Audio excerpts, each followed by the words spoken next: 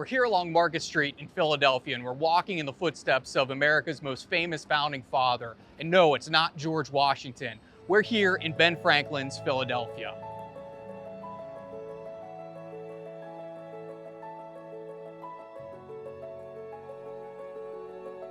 I'm walking in the footsteps of Benjamin Franklin. In fact, he could have walked right through this archway, which dates to the time of his living here in Philadelphia. Now, Ben Franklin is not a Philadelphia native. In fact, he's from Boston.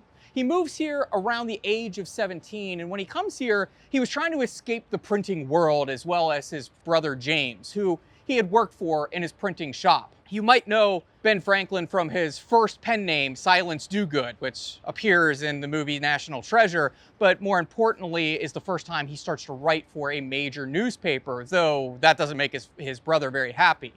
Franklin comes here to Philadelphia, and Philadelphia is much different than it looks like today. The map of Philadelphia shows us from the 1700s that it is tucked in between the Delaware River, which is behind our camera, over to the Schuylkill River, which is not far from us. In between, we have our streets laid out. We have Market Street, which is also known as High Street at parts, and we also have Broad Street. The idea of these broader streets, larger streets, and their market streets, where you have markets, was to be fire breaks. We're about 20 years past the Great London Fire when Philadelphia is created, and what they want to do is create fire breaks, just in case this planned city goes up in smoke like much of London had done in 1665. This also has names of trees here. We have the trees running from east to west. The streets running from east to west are named after trees. North to south, those are all numbered.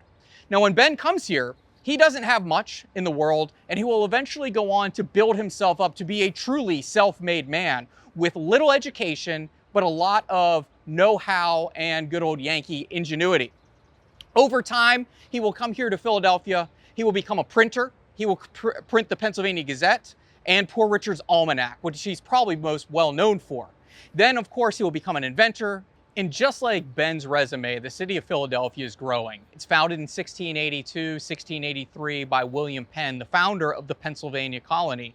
Penn comes over here. He has sold pieces of property in what becomes Philadelphia to investors, known as the first investors, and he lays out the first planned city, really, in the colonies, and that will be Philadelphia, the capital of this growing Pennsylvania colony.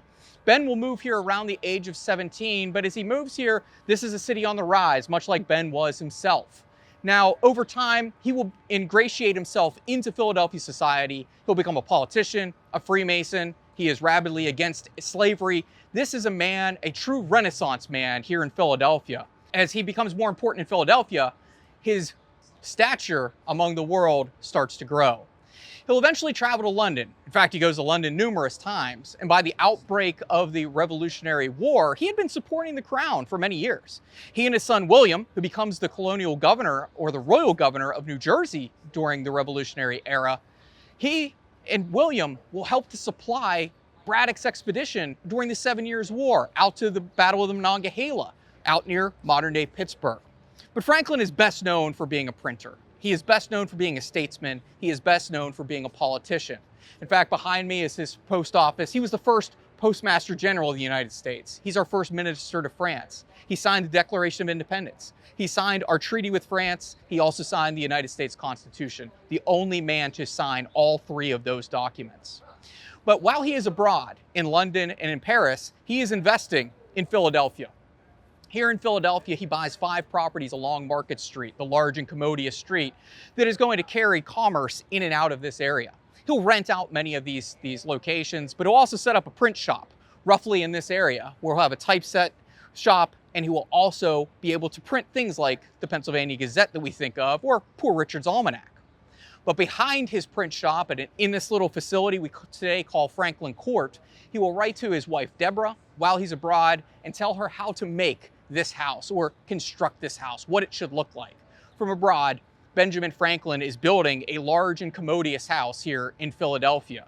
Today, we unfortunately don't have Ben's house. It was destroyed roughly 22 to 23 years after his death in 1790. We don't have contemporary accounts to give us a good idea of what it would look like because there are no photographs. But the National Park Service, in an effort to bring you back to the time of Benjamin Franklin, has reconstructed 3 brick structures along Market Street as well as these ghost buildings, ghost marked buildings, to give you an idea of what Benjamin Franklin's Philadelphia would look like. Throughout his time here in Philadelphia, Franklin will serve in the Continental Congress. He will sit in on those sessions of the Declaration of Independence. He will be one of those founding fathers, along with Thomas Jefferson and John Adams, who really pushes for independence. He's also here in that hot summer of 1787 when the founding fathers come back to Philadelphia to discuss the Articles of Confederation. But what it turns into is our Constitutional Convention. Franklin, by this age, is much older. He is somewhat decrepit, but his mind is still as sharp as ever.